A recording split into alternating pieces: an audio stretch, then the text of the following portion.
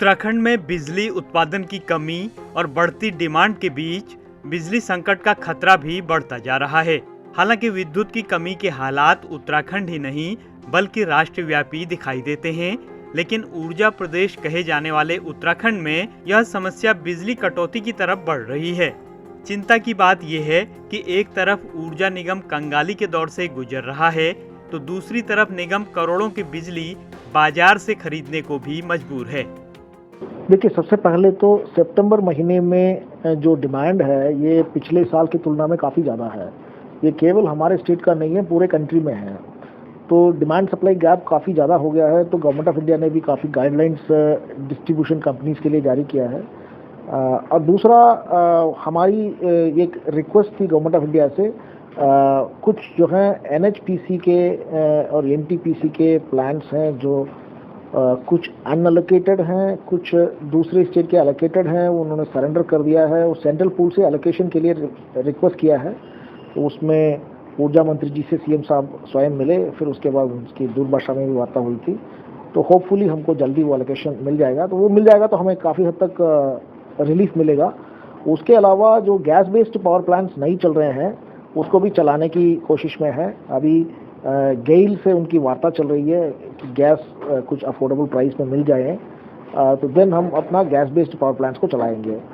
Winter जब आ जाएगा तो हमारा हाइड्रो का जनरेशन थोड़ा नीचे जाएगा, तो इसलिए गैस बेस्ड पावर प्लांट्स को उस समय हम को चलाना बहुत ज़रूरी होगा। थर्मल की अभी मुझे बताया गया था कि जो शॉर्टफॉल है आज की डेट में 400 मेगावाट की है।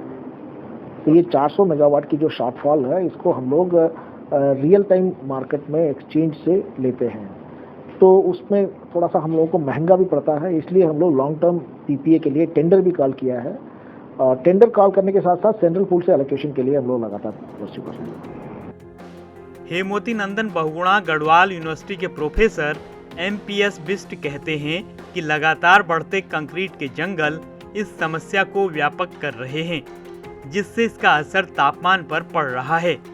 यही नहीं, लोगों के एयर कंडीशनर का उपयोग करने से प्रदूषण बढ़ा है और इसका वातावरण पर भी सीधा असर हो रहा है।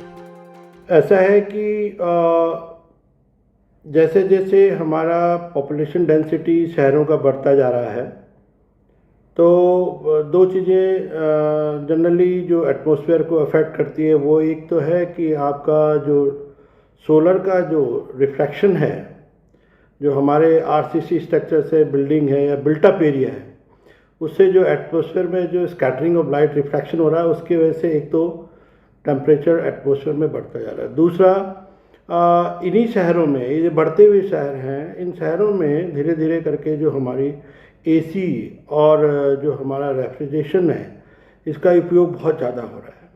और आप जैसे कि जानते हैं कि जो मॉन्ट्रियल जो प्रोटोकॉल है, उनके हिसाब से भारत चाइना के बाद दूसरा ऐसा कंट्री है जो सबसे ज़्यादा CFCs क्लोरोफ्लोरोकार्बन, जो हमारा CFC जो गैस इसमें यूज होती है, वेरी हार्मफुल गैसेज हैं जो कि हमारे रेफ्रिजरेशन में और हमारे ACs में यूज होती हैं। हालांकि ये टेक्नोलॉजी अब धीरे धीरे करके ऑब्सोल्यूट होती जा रही है, लेकिन ज़्यादातर अभी तक भी जो पुरानी टेक्नोलॉजी है उसमें इन्हीं गैसेज का इस्तेमाल हो रहा है। और ये इस हिसाब से हमारे जो एटमॉस्फेयर में जो तापमान है, इसके इन गैसेस के रिलीज होने की वजह से तापमान बढ़ता जा रहा है। और हमारा जो एक प्रोटेक्शन लेयर है, जो हमको सन की जो UV रे से जो हमको प्रोटेक्ट करती है, उसको बोलते हैं ओजोन लेयर। तो डिप्लीशन ऑफ ओजोन लेयर इस गैस के रिलीज होने की वजह से है। तो मेरा अपना ये मानना है कि वास्तव में जितने जैसे जैसे हमारी संख्या, पॉपुलेशन और ये सब बढ़ती जाएगी शहरों में, और इन CFCs का इस्तेमाल होगा, उससे तापमान भी बढ़ेगा। और यही कारण है कि अचानक आपको जैसे ही मौसम में परिवर्तन आ रहा है, तो आपको एकदम से गर्मी और ये सब चीज़ें, हीट महसूस हो रही है।